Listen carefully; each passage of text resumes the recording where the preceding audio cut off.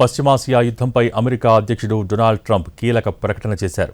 ఇరాన్తో ప్రస్తుతం అమల్లో ఉన్న సీజ్ ఫైర్ ముగిసిందని, ఇకపై ఆ దేశ నేతలతో చర్చలు ఉండవని తెలిపారు. వాళ్లంతా అబద్ధాల కోరులు, మోసగాళ్లు అని ఇరాన్ లీడర్స్పై ఆయన మండిపడ్డారు. ఇరాన్ వాళ్లు అబద్ధాల కోరులు, చెడ్డవాళ్లంటూ తీవ్రస్థాయిలో ఫైర్ అయ్యారు ట్రంప్. వాళ్ల దగ్గర అణ్వాయుధాలు ఉంటే వాటిని ఉపయోగించేందుకు కూడా వెనకాడరని అన్నారు.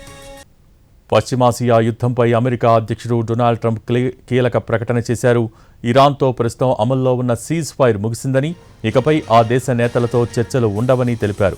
వాళ్లంతా అబద్ధాల కోరులు, మోసగాళ్లని ఇరాన్ లీడర్స్పై ఆయన మండిపడ్డారు. ఇరాన్ వాళ్లు అబద్ధాల కోరులు, చెడ్డవాళ్లంటూ తీవ్ర స్థాయిలో ఫైర్ అయ్యారు ట్రంప్. వాళ్ల దగ్గర అణ్వాయుధాలు ఉంటే వాటిని ఉపయోగించేందుకు కూడా వెనకాడరని అన్నారు. అలాంటి వారితో చర్చలు జరపడం సమయం వృధా చేసుకోవటమే అని అన్నారు అమెరికా అధ్యక్షుడు.